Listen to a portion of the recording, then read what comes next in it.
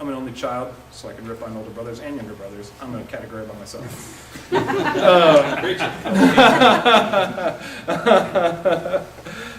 So this is what Tim Keller is going to be doing, is he's going to be pressing these things, okay?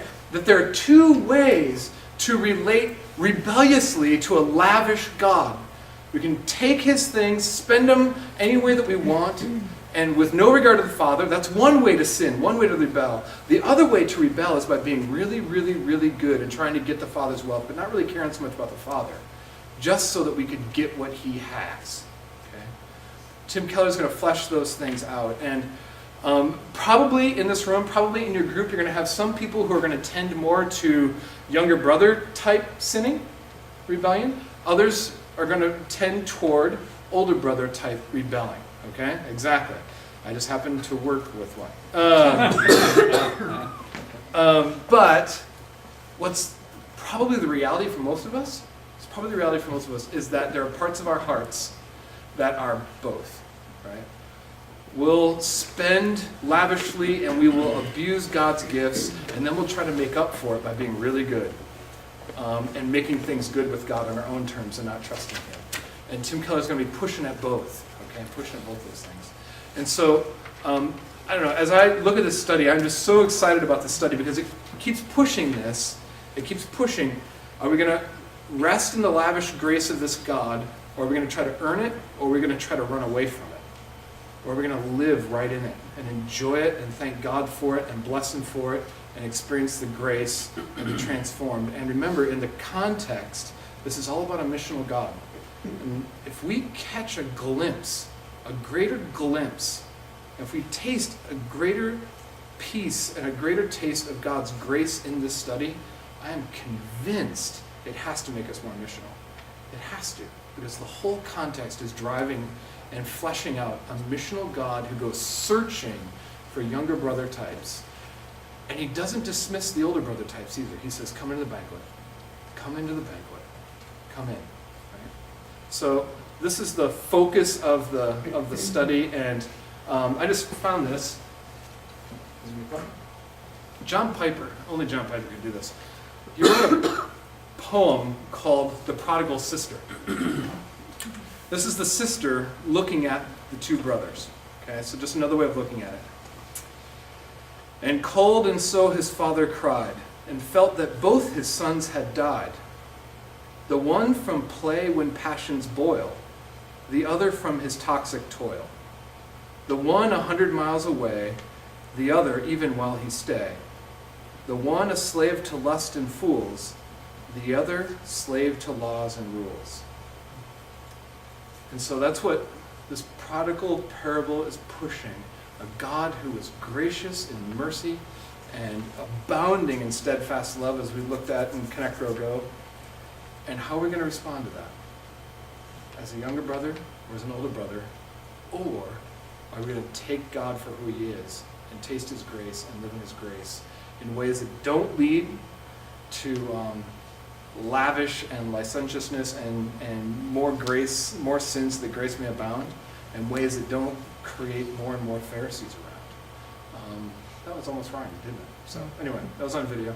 You can get that again if you want. You have your own poem. What's that? You have your own poem. Yeah, exactly. That was inspired by Piper. Any questions about that?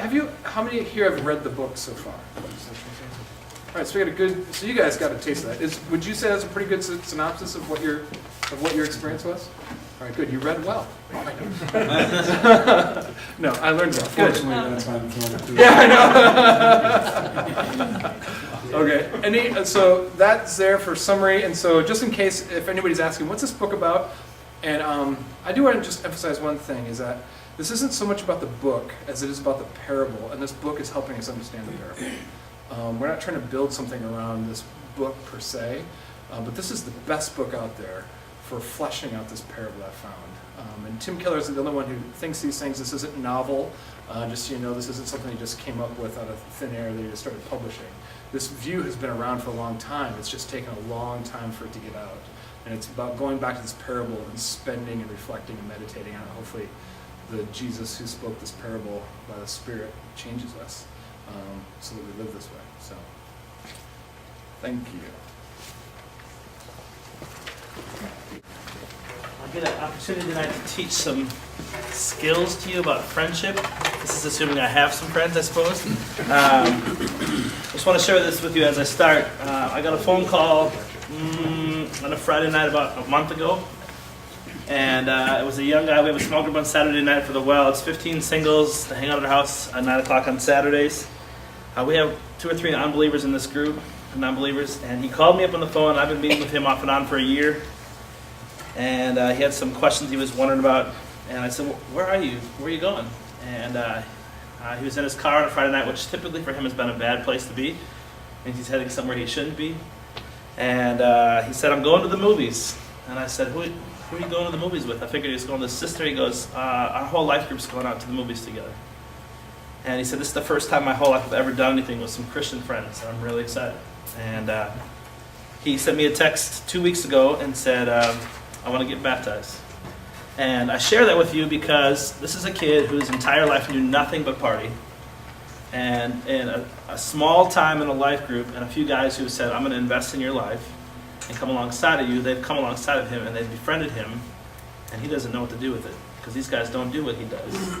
And it's meant the world to him, and it's helped him to make some decisions. So when we talk about friendship and life groups, and what I don't want to do tonight is do the friendship versus Bible study as much. This isn't an either or, it's more of a both and. I just came out of my mouth for real. I feel like a seminary professor.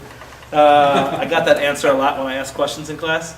But what we want to talk about tonight is that when we talk about switching from cell groups to life groups, that this is more than just gathering for a time of study. My first cell group experience at Faith Community, I'm very new here, jumped into a cell group with some great folks, and our whole time we went through Grudem, small Grudem, and I didn't know anything about these people when we got done, and our group just kind of exploded at the end because we didn't really know each other. We didn't live any life together, and thankfully some of those relationships have gotten better, but missed, I think, an opportunity. We met here at the church in the nurseries, and we tried to wrestle through this stuff while our kids were screaming in the next room, and everything about it just screamed failure in some ways for a life experience. So what I want to do tonight is just give you a few things to think about and consider in terms of what it is to really build friendships. And some of you may be saying, I don't need any more friends, I have a lot of friends, but you may be creating a space where other people for the first time in their life may be able to develop some friendships, maybe not with you, maybe with somebody else in your group. And you're creating a space for that to happen. And so we feel like it's an important piece of what life groups is about, that it's not just getting together and studying something. It's pushing for something even more than that. And so probably the first thing I want to ask you, and I didn't have it up here, but just as you prepare for your life groups here, now you've had a go of it this fall, you know what it's like to do it in this amount of time. As you prepare for this next section or this next set of groups, just to ask yourself this question, what is this evening for? And spend some time with whoever you lead it with, or if you're the only leader, just what are we really trying to accomplish? And this may be something you yourself have to rethink a little bit in terms of what are we really after here? And maybe your mindset has always been, we're going to get to the prodigal God, and we're going to figure out who's what brother, and we're going to get this material done. And if that's where you kind of land, ask yourself the question again. And then to take that a step further, when you get together with your group, one of the first things I would encourage you to think about doing is just spend some time asking your group this question. Why are they here? What are their expectations? Because it immediately gives them some ownership. It makes it a little bit vulnerable because you may get some crazy answers. You may have somebody say, my wife's making me come, or whatever the case, but you have some chance for people to have buy-in right away because they have a chance to voice what it's about for them and why they're there. So just on the very front end, just spend some time really reevaluating yourself and your group. If your group was together this fall, they're back together here this winter, ask the question even now. Maybe you've been in a group for a long, long time, and maybe it's another time to reevaluate what it is to ask some of these questions. So all I want to do is just give you quickly 5 quick things to consider when working on your group, preparing for the group. My wife and I had a chance to take a marriage class for 18 months. And one of the things and it was a marriage class of finding ministry you and your spouse can do together. And we met in a home every week with 6 couples, and the thing that they emphasized over and over again to us, and they had us practice it with the other couples, is this idea of hospitality. And for many of you, this is just second nature. You do this, people come over, your place looks elaborate, you put things together for them, there's food, there's beds prepared in case they want to stay, whatever the case.